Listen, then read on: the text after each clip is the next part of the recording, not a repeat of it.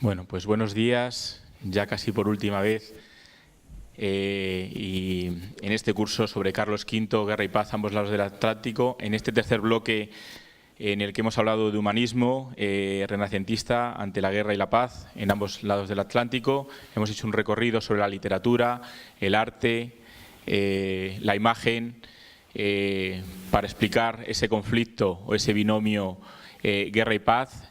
Y le dedicamos, como hemos hecho en las anteriores jornadas, un espacio al debate para que pueda salir y podamos debatir con los ponentes de esta mañana sobre todos esos temas que hayan podido quedar pendientes en el aire. Cedo para ello la palabra al profesor César Chaparro, que se encargará de moderar este debate con los ponentes. César. Muchas gracias. Yo creo que no solo, yo creo que se podía hacer una especie de recopilación de todo el curso, incluso pues no solo hacer preguntas o reflexiones sobre esta última parte, sino de todo.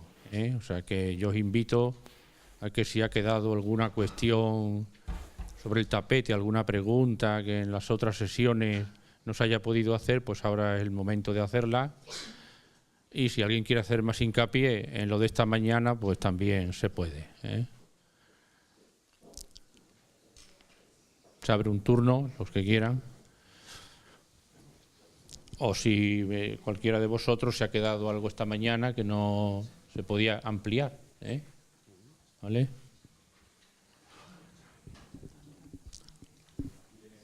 Sí, sí.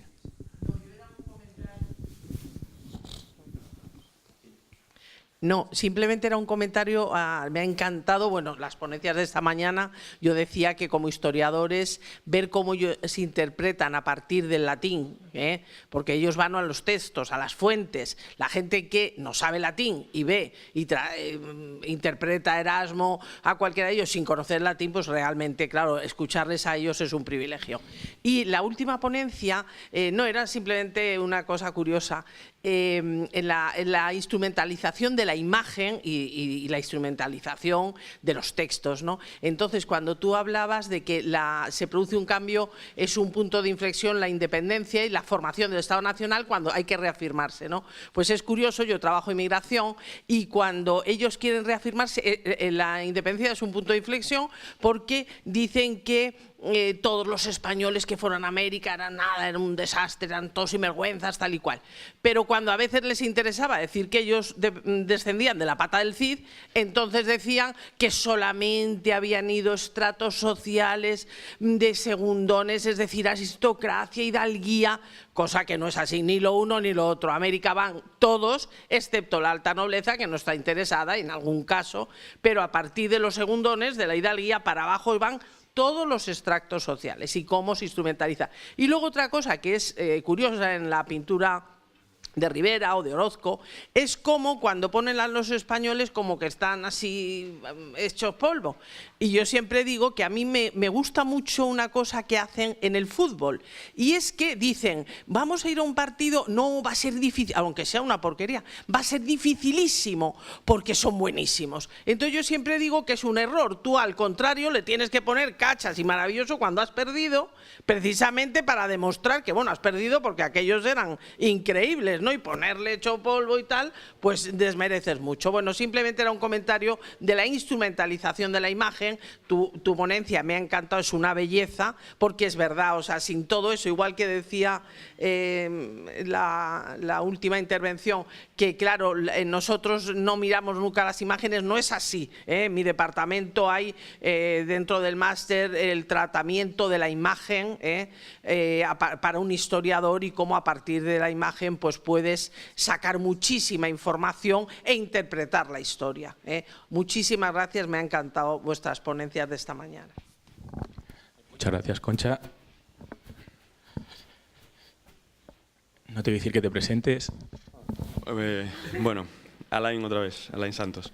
Y mi intervención viene a raíz de lo que acaba de comentar la profesora sobre la instrumentalización de la figura y de la imagen. Y claro, yo escuchándole me ha surgido una reflexión. ¿Qué pasa cuando en el siglo XVIII, por ejemplo, los españoles desde España ven a los criollos Para empezar, les llaman con una terminología que es despectiva. En ocasiones les consideran hijos, hermanos, bienvenidos.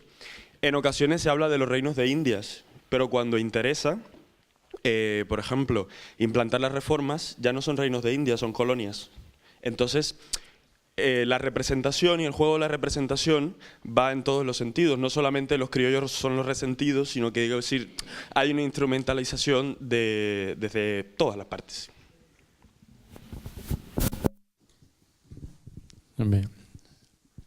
Yo me gustaría hacer una intervención, porque antes me quedé con ganas, sobre todo de cómo percibimos a Erasmo de Rotterdam, ¿no?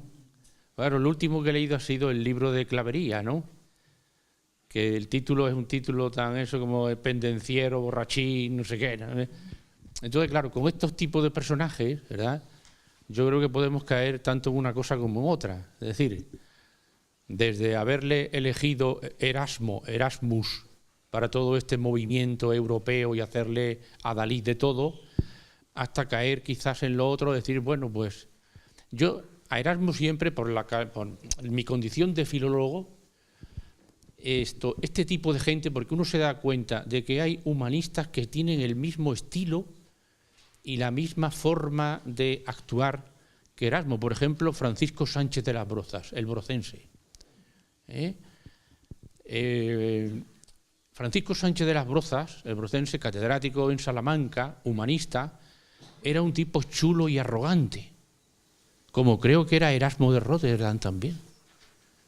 ¿De dónde le viene la chulería y la arrogancia? Me van a permitir, de ser gramáticos.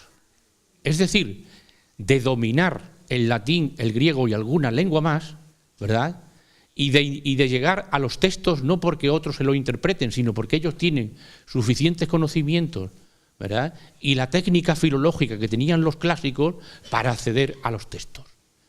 Claro, eso supuso, sobre todo para los estudiantes, eso supuso una renovación absoluta, porque en la Edad Media uno iba a los textos, sobre todo a los textos sagrados, ya con una directriz, la directriz jerárquica de quien quería que esos textos fuesen leídos de esa manera, interpretados de esa manera concreta. Cuando surge el humanismo, que al fin y al cabo es un movimiento de educación, de renovación, de reforma educativa, y estos tipos, por sus conocimientos, van a los textos directamente y se atreven, como hizo Erasmo, a hacer una nueva versión del Nuevo Testamento, donde pone patas arriba la versión vulgata de San Jerónimo, que era la versión de la Iglesia, ¿verdad?, la versión canónica. Entonces, claro, se saltan todas las alarmas. Y ellos se saben como dueños, ¿verdad?, como dueños de un mecanismo, ¿verdad?, que durante la Edad Media no había surtido efecto, o mínimamente, pero claro, ese acceso que le da sus conocimientos a los textos, a cualquier texto, eso les pone en una plataforma, ¿verdad? El brocense, por ejemplo, por ponerles un ejemplo, sobre todo a los alumnos, le metieron 2 veces en la Inquisición, 2 veces.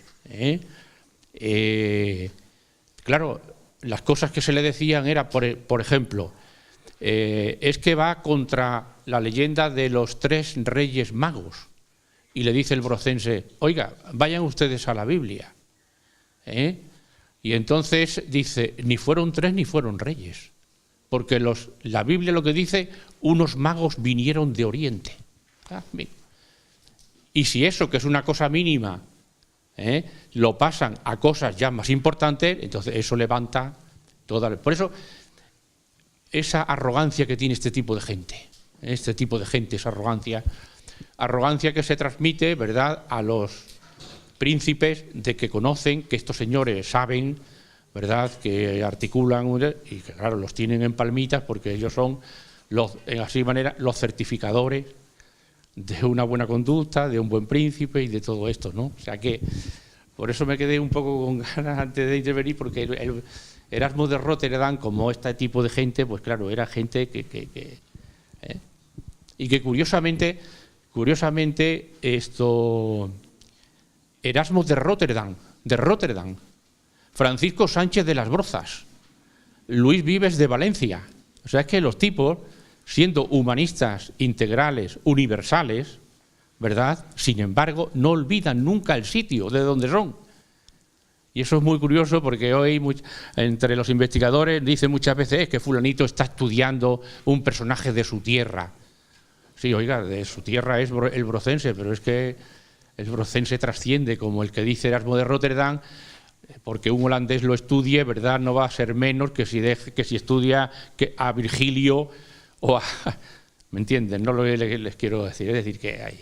Y luego la segunda cosa que quería decir, invitar sobre todo a los alumnos, lo mismo que antes lo hice con mitología, lo hago con la emblemática, porque Beatriz, que es una gran especialista, ¿verdad? Pero a mí me hubiera gustado que en 5 minutos hubiese dicho a todos los alumnos, que quizás muchos de ellos no conocen este mundo, lo que es la emblemática, la importancia que durante 3 siglos enteros tiene la emblemática.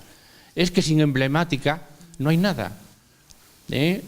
Todas las transmisiones que se hacen de índole moral, las órdenes, los jesuitas, la emblemática jesuita, la emblemática diferente de los protestantes y de los católicos, es decir, y luego es un terreno que, como os he dicho anteriormente, es muy interesante porque intervienen los historiadores de arte, los historiadores de la literatura, los de clásicas, porque hay que traducir las obras que no están traducidas, y son trabajos que cuando uno los hace, ahora que se lleva tanto la multidisciplinariedad en conjunto, tienen mucha satisfacción, porque el latinista te puede ver las fuentes, el historiador del arte el grabado, pero es una visión global la que da estas cosas. Por eso invito un poco a que, ¿verdad?, ya que nuestros estudios están un poquito en declive, digo un poquito por decir algo, pero que si nos juntamos y hacemos este tipo de estudios, desde luego yo creo que proporcionamos herramientas muy interesantes para historiadores, para, en fin, más gente, más gente. Por eso una invitación que hago a que, sobre todo vosotros, que trabajéis en este aspecto. Hombre. Venga, más cosas. Profesor. Muy brevemente, en fin, mis comentarios sobre Erasmo pues tampoco tienen, digamos, demasiado significado. Pero sí me importa mucho entender, o por lo menos el significado este que acaba de decir, que Erasmo, por supuesto que era un intelectual, humanista.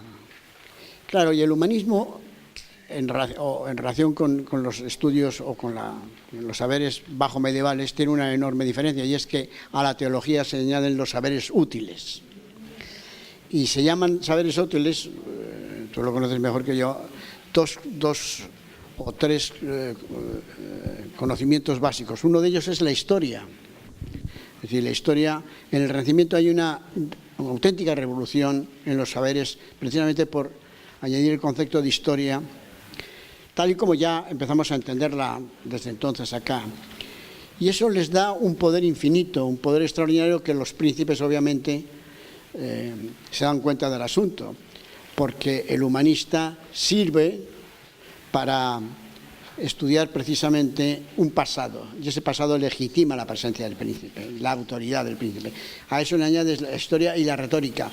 Y Erasmo era un gran retórico y un gran historiador, obviamente. Es decir, a pesar de ser un teólogo, era un humanista en el sentido de conocer los saberes útiles que eran fundamentales. Por eso me parece muy importante. ¿Cómo no iba a estar orgulloso? Obviamente, orgulloso y altivo, ¿no? Pero bueno, eso es otra historia.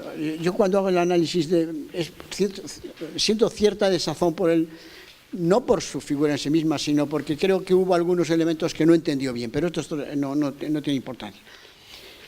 Y luego quería hacer un comentario a colación de la magnífica intervención de Rosa. Bueno, yo siempre fui muy crítico con los historiadores del arte porque tuve muy malos profesores de arte. Muy malos. Tengo que decir que eso de ir a clase y filmina tras filmina a mí me parecía aquello una... Bueno, así que me he tenido que reconvertir de alguna manera y empezar a entender que, claro, ante una imagen estamos ante un discurso de interdisciplinariedad y, por lo tanto, la comprensión tiene que ser dialéctica y múltiple. Y el arte, en ese sentido, pues, en fin, me da una visión novedosa. Y quería hacer un comentario y al mismo tiempo pedirte una explicación para que la ahondes, porque me ha parecido muy importante tu introducción. A colación de la batalla tal y como la hemos vivido, tal y como nos la hemos explicado, tal y como le enseña el arte, tiene un discurso simbólico. Ahora la batalla es anónima, es sucia, es negra, no tiene personajes, solamente tiene víctimas. ¿Dónde está el agresor?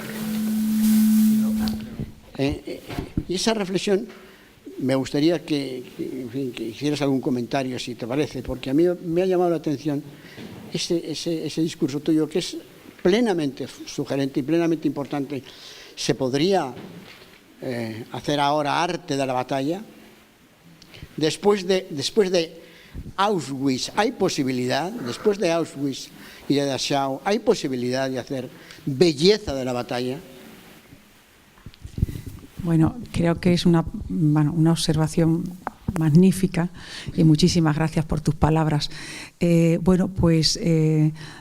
que se ha dicho aquí ya, me parece que ha sido Teresa, ¿no?, que ha hablado precisamente de eso, ¿no? Cuando se plantea la batalla realmente, el concepto de lo que es la paz armada, ¿no? Paz armada. Aquí se ha dicho, además, esta mañana, que los países, las naciones hoy día están armadas, están armándose. Y tenemos ejércitos profesionales y tenemos una OTAN que se está rearmando ahora mismo. Y que hay una guerra en la que las potencias ahora ya las guerras no las hacen sobre sus territorios, sino que las hacen externas a sus territorios. Por ahí la guerra ahí está la guerra de Siria, están todas, Irak y todas ellas, es la guerra. ¿Qué es lo que pasa? En la historia del arte ha habido una transformación tremenda a la hora de la representación histórica, sobre todo en la pintura. Eso se terminó. Realmente las últimas obras que se hicieron fue en 1914. El inicio, el principio de la tecnología dentro de la guerra termina con la guerra de honor, que es lo que yo antes he tenido que comentar. No existe la guerra de honor, no existe la guerra cuerpo a cuerpo, no existe ese personaje vencedor que es capaz de ser digno con el vencido, como en la guerra, como en el cuadro de las lanzas de Velázquez. Hoy día no existen pintores tampoco. Hay un pintor que ahora, es español, curiosamente, y está haciendo recreaciones de las batallas tradicionales antiguas. De hecho, hace 2 años, en el 2016, se hizo una exposición en el Museo Naval de Madrid se llamaba así, la recreación de la batalla. Pero es un poco más de lo mismo, es un poco más de lo mismo. También una de las figuras que había encontrado además en internet y demás era una batalla que era precisamente de la guerra de independencia americana.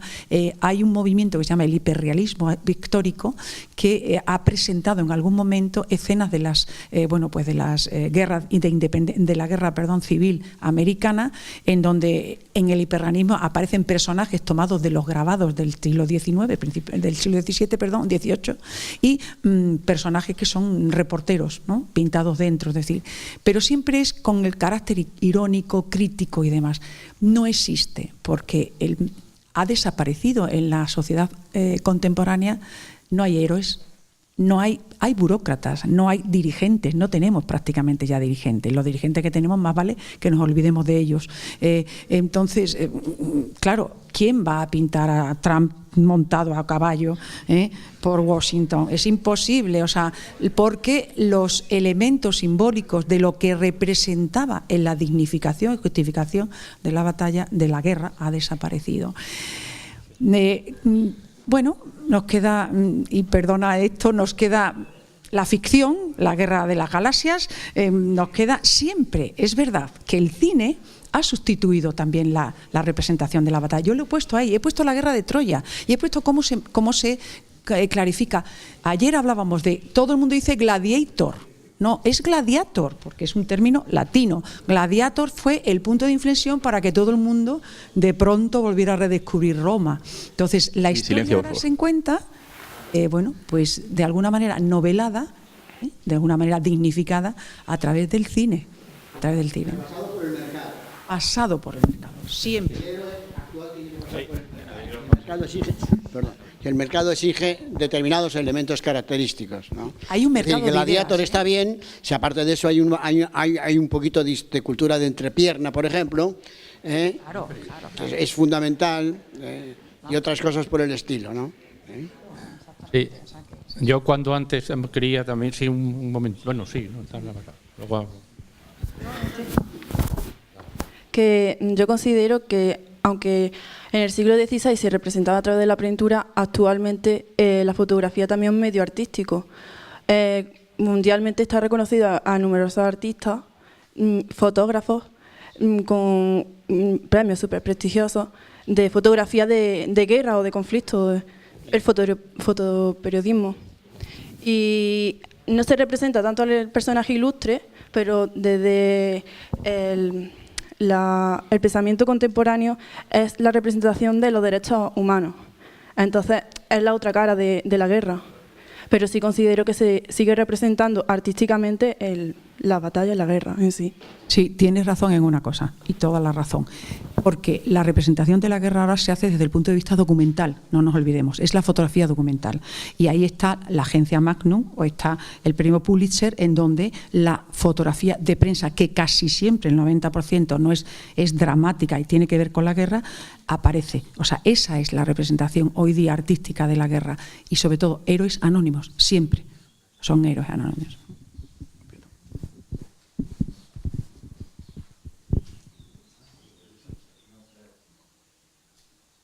Seguir un poco también, bueno, darles la enhorabuena, y por seguir un poco también con esta reflexión, es que también tendremos que pensar, ¿no?, cómo el concepto de belleza, que esto ya es quizá un poco más teoría estética, ¿no?, ha variado a lo largo de los siglos, ¿no? Y efectivamente podemos pensar, ¿no?, pues de la guerra no podemos hacer belleza, pero podemos encontrar en escenas o en momentos captados efectivamente por la fotografía documental, ¿no?, y de guerra, escenas bellas, esos momentos, esas fotografías que captan muchas veces muchos artistas, ¿no?, de momentos, o sea, en situaciones como muy dramáticas, ¿no?, como todavía la gente pues ayuda, etcétera, ¿no? Entonces, el concepto de qué es lo bello, qué es la belleza, cambia, y eso podría ser solamente ya una conferencia aparte, ¿no?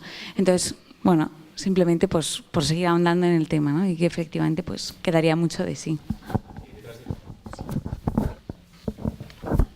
Sí, pues yo voy a seguir también con ese mismo tema, y bueno, era por contestar a la compañera, y reafirmo las palabras que acaba de decir Rosa.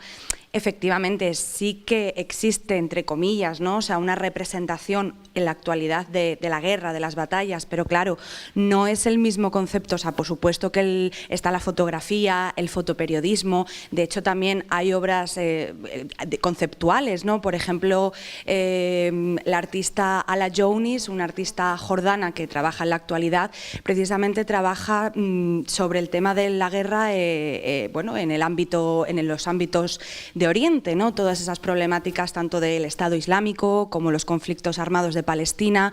Ella lo recoge todo a través de diferentes manifestaciones artísticas, como puede ser la instalación, la escultura, el collage, diferentes. Entonces, sí que sigue habiendo representaciones, pero lo importante aquí es que el concepto es diferente. O sea, obviamente estamos en el siglo XXI, no en el siglo XVII, pero por volver un poco atrás en el tiempo, está claro que ¿por qué surgen las pinturas del Salón de Reinos?, ¿no?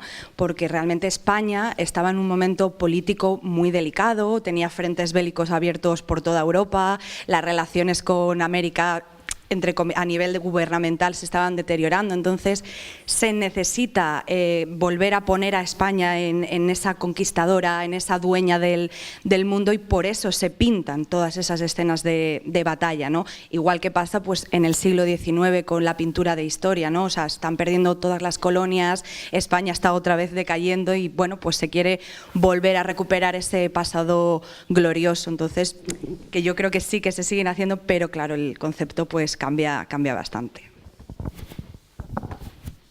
Sí. A mí me viene a la imagen el cuadro del Guernica, sin ir muy atrás, simplemente como...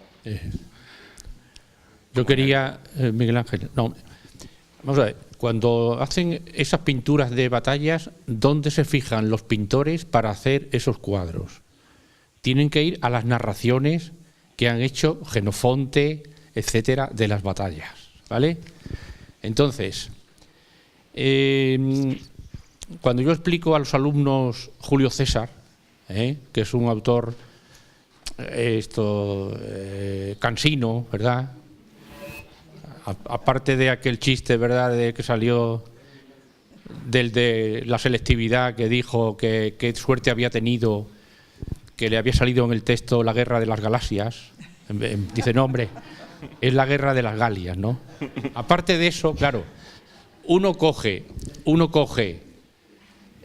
para explicar la técnica historiográfica en la descripción de las batallas de Julio César y se da cuenta de una cosa. Él la divide en 4 partes, la batalla. En la primera parte de la batalla, el nombre que aparece es César. César hace todo, César dice que se haga la empalizada, César hace el puente, que por los conocimientos que tenía que tener un imperator, un general romano, de todos aquellos estos. El segundo paso, ya no aparece César en la batalla, aparecen Romani y Galli, los romanos y los galos. En la tercera fase de la batalla ya no aparecen ni César ni los plurales, sino pugnatum es acriter, se luchó fuertemente, impersonal. Y en la cuarta ya aparece otra vez Caesar vicit, César venció. Eso es lo que aparece también en las pinturas. Eso es lo que aparece en las pinturas. Cuando en la pintura es una batalla, en el fragor de la batalla, ahí no hay nadie, ahí hay unos y otros. Un mare magnum que no se sabe si es indio o es blanco o si... Y sin embargo, en lo que es el principio y en lo que es en la recogida del fruto, y eso es como describen historiográficamente los historiadores latinos y griegos una batalla, que es curioso por eso, que no solo verlo, sino decir, ¿en dónde se fundan estos señores para describir una batalla? Vayan ustedes, como los mismos, trasplantado a otro terreno, como los mismos discursos o arengas de los generales. Siguen todos el mismo esquema, ya desde la época, ¿verdad?, de Tucídides, pasando por todo. La arenga tiene siempre los mismos elementos, desde ahí hasta ahora casi. Por eso digo que un poco... Es muy interesante esto, porque...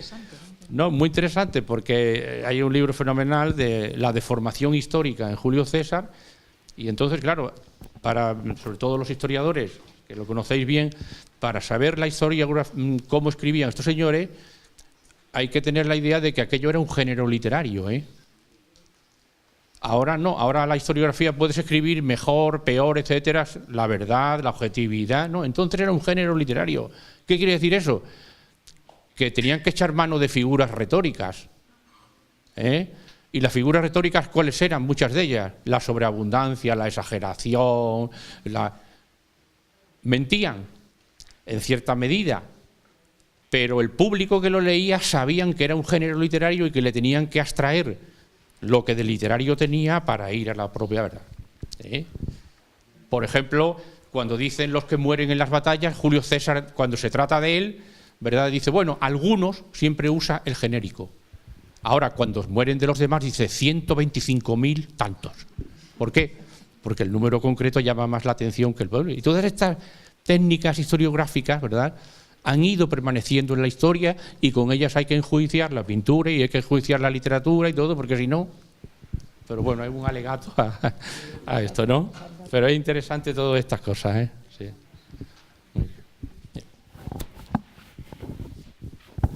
Gracias. Bueno, mi nombre es Víctor Domingo, estudiante de la Universidad Carlos III. Le quería preguntar a la profesora, ha comentado antes que ya no hay héroes en las guerras y que ya no está la figura y que a lo mejor no se ensalza tanto el valor heroico. Lo primero, le quería preguntar desde cuándo sería la afirmación de que ya no hay héroes y después algunas reflexiones, por ejemplo, a partir de la Segunda Guerra Mundial. Creo que sí ha habido figuras, ya no tanto a lo mejor los soldados que batallaban, sino los líderes que eran los que dirigían desde atrás y que en parte se les metía como parte de ese ejército, como Churchill, incluso De Gaulle. También fotografía, como ha dicho la compañera, me ha venido a la imagen esa fotografía de la bandera soviética sobre el Reichstag y como ha comentado el profesor, el Guernica, que sigue siendo una imagen sobre una guerra, aunque de forma distinta a como lo conocíamos. Pero incluso en las guerras más actuales a lo mejor se ha cambiado el concepto de un héroe que todos conocemos y se ha no personificado, pero creado una figura imaginaria, pensando en las guerras, a lo mejor la guerra de Vietnam, que el cine americano ha intentado pues hacer como heroica esa guerra y ha creado muchos personajes que a lo mejor no existieron, pero a través del cine sí que se ha intentado hacer lo mismo que se hacía antiguamente con personajes reales. Y la guerra de Irak, por ejemplo, hay una película que es El francotirador, que también está basada en un personaje más o menos real. Entonces la pregunta es si de verdad no se sigue, aunque con los medios actuales y mucho más basados a lo mejor en el cine, no tanto en un cuadro como era en la edad moderna, si no se sigue realmente utilizando, igual que se utilizaban antiguamente los cuadros para transmitir una idea que a lo mejor no era la realidad, pero querían transmitir una idea de lo que para un país o para un monarca era una guerra, si no se sigue realmente haciendo en la actualidad lo mismo, pero adaptado a los medios actuales. Sí, vamos a ver. Hay dos cosas importantes. Aquí estamos hablando de lo que era la técnica tradicional de las disciplinas artísticas, como era la escultura, la pintura o la arquitectura, ¿no? O la pintura mural. Entonces, hasta ahí sí que hay un punto de inflexión y un corte, ruptura total, a finales del siglo XIX, principios del siglo XX. Y tiene que ver también con los movimientos de vanguardias. Aquí hemos hablado y se han hablado. Es decir, los movimientos de vanguardia, por ejemplo, tengo que comentarte que hasta principios del siglo XX solo hay un movimiento artístico que elude la representación de la guerra, que es el impresionismo. No hay ni un cuadro impresionista que sea de la guerra, porque lo único que le interesaba era todo lo contrario, la representación de la vida y de la vida cotidiana. Bien, a partir del siglo XX, a partir de 1895, con la aparición del cine, aparece también el cine documental. O sea, al mismo tiempo que los hermanos Lumière están haciendo cine, digamos, en el contexto que nosotros lo conocemos hoy día, y después, por supuesto, está Griffith, que va a ser el mayor escenificador de guerras, no lo olvidemos, dentro del cine es el primero que lo hace, pues realmente, bueno, pues es el contexto de la guerra desaparece. En el momento que aparece la imagen en movimiento y la reproducción de la guerra física, directa, en el momento, que ese es el documental, desaparece en la pintura, no interesa ya el soporte de la pintura. Otra cosa es de lo que estamos hablando. En segundo lugar, el cine es igual que la pintura, se sirve en cada época de una manera distinta. No es lo mismo una película de 1930 sobre la guerra que de 1950 o de 1960. La diferencia es muy clara. En los años de la guerra, además, los primeros que utilizan el cine como propaganda política y militar son los nazis. O sea, Leni Riefenstahl es la mejor directora de cine que ha habido en la historia, pero como era nazi y además a ultranza, hace los mejores documentales que hay militaristas de la historia del cine. Encima ha vivido hasta 105 años, o sea, con eso lo digo todo, y siguió para adelante, es decir, maravillosa. Ella se le dedicaba a esto. ¿Qué quiero decir? El cine va a ser utilizado como elemento de difusión militarista durante la época nazi. Y por consiguiente, los países aliados después de la guerra le harán lo mismo. Todo lo que se hacía en la guerra, antes de la guerra y en la posguerra en Hollywood tiene que ver con la justificación de la guerra y de la intervención americana en la guerra de Europa. Hasta tal punto que durante la infancia nosotros hemos llegado a creer que los americanos eran los que nos habían salvado totalmente en la Segunda Guerra Mundial, cuando los americanos intervienen aquí ya muy avanzada la Segunda Guerra Mundial. Porque eso es lo que nos vende el cine. El cine nos vende, porque además el cine es ficción, no lo olvidemos, es ficción. Es verdad que es realmente el soporte ahora mismo que se utiliza para mostrar las guerras. La guerra que puede ser real o que puede ser ficticia. En los años 60, con los movimientos pacifistas, el cine cambió totalmente y por primera vez se introduce el cuestionamiento de si la guerra es lícita o no, a partir de la guerra de Vietnam. Y en la guerra de Vietnam aparece El cazador, se llama, ¿no? Esa maravillosa película El cazador, en donde por primera vez se plantea si es lícita la guerra o no, por los movimientos pacifistas que hay. En los años 70 se diluye y realmente cuando ha vuelto a aparecer La conciencia de guerra, es decir, de planteamiento de la guerra, ha sido cuando ya desde nuestra comodidad europea y americana, la guerra de Corea también tuvo su aquel en los años 50, pero ya se ridiculiza la guerra. Ya empiezan las series de televisión, Match es una ridiculidad, se empieza a ridiculizarla. Una guerra inútil, no sirve para nada. Ya los movimientos pacifistas y la conciencia social de que la negatividad de la guerra aparece.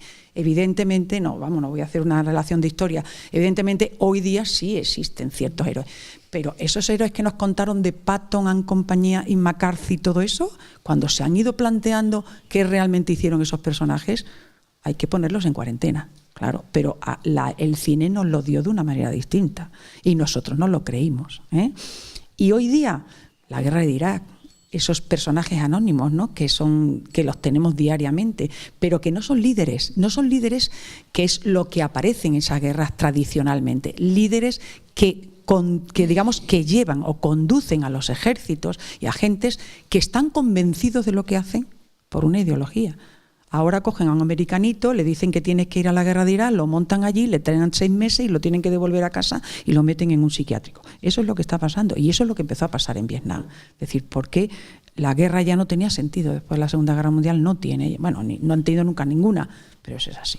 Entonces, un poco para ver por qué hoy día el arte, simbólicamente puede hacer algo, se hace contextualmente, se escenifica, se hacen performances, se hacen happenings, pero ya no se hacen cuadros de batalla, que es donde... Vale. Muy bien, cerramos ya y entonces damos ya paso a la clausura, ¿no? Muchísimas gracias a todos.